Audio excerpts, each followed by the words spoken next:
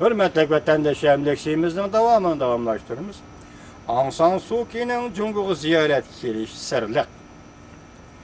Tashqi ishlar ministrligi mujmal javob berdi mavzuli xabar 6 ayning 10 kun Twitter betida e'lon qilindi.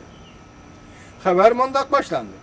Burma demokratiyasi ala ayol ilohi deb atalgan Aung San Suu Kyi 6 ayning 10 kundan 6 ayning 14 kuniga Cumhur'u ziyoratda bo'ldi. Cumhur Kompartiyasi ve Burma Demokratik İttifak Partiyasi ikki partiyaning o'zaro hamkorligidan aytganda Aung San Suu Kyi'ning Cumhur'u ziyorat qilishi atrofli diqqat qo'zg'adi. Navbatda Aung San Suu Kyi'ning Cumhur'u ziyorat qilishi intayin sirli. Cumhur Kompartiyasi chet ellar bilan aloqa bog'lash idorasi Aung San Suu Kyi'ning Cumhur'u ziyorat qilishini anlatgandan boshqa Cumhur tarafdan yana boshqa hech qanday xabar o'ttirib chiqmadi. Aung San Suu Kyi'ning ziyoratini xabar qilgan matbuotlarni chetlab qo'ydi. Aung San Suu Kyi'ning Cumhur'u ziyorat qilish to'g'risida muxbir savol qo'yganda, Cumhur Tashqi ishlar ministrligi aloqador organlar Aung San Suu Kyi bilan uchrashgandan keyin ondan xabar tarqatamiz deb ko'rsatdi.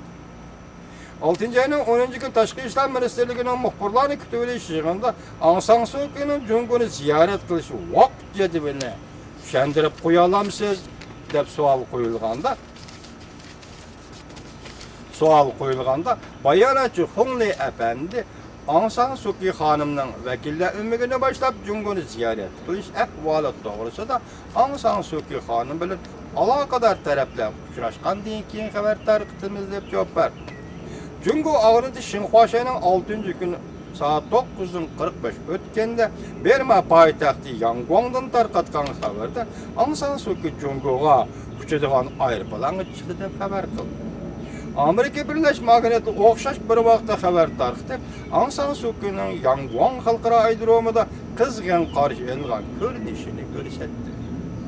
Cumhur'un Burma turishliq bosh elchisi Yang Holan aerodromga chiqib, qizg'in uzatib qo'ydi. Bu odatlarning hech qaysi tarixda, diplomatiya tarixida ko'rilib bakmagan, ko'rilsin az ko'rilgan ishlar.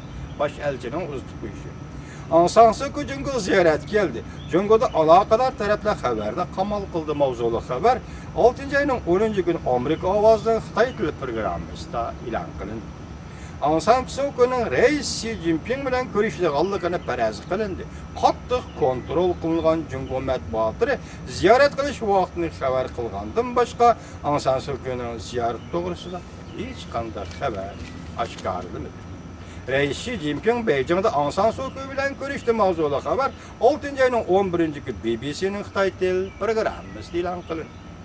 Xabarda bunday ko'rsatildi. Sekretar va Reis Xi Jinping Beijingda Aung San Suu Kyi bilan ko'rishdi.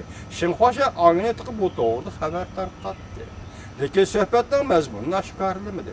Xabarlarga asoslangan Cumhur'ning axborot organlari matbuotlarning Aung San Suu Kyi to'g'risida xabar tarqatishi butunlay chekdigan. Faqat Xinhua tarqatgan xabarda qaytlab tarqatishni cheklagan.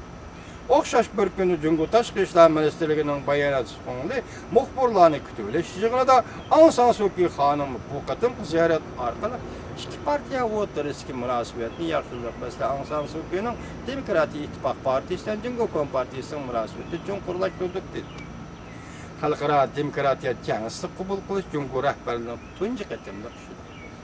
Masalan, kishilik huquq, demokratiya deb tashviq qilayotgan va shunda xalqaro shunday nom bilan o'ttirib chiqqan Aung San Suu Kyi'ni Xitoy rahbarligining qabul qilishi bu tunji qatim ishdir.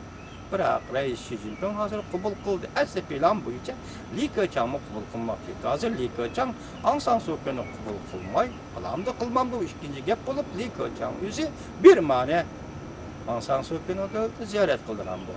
Dikkat qilish arziydigan yan nurg'un ishlar bor vatandoshlar Aung San Suu Kyi zodi Beijingga nima ish qildi.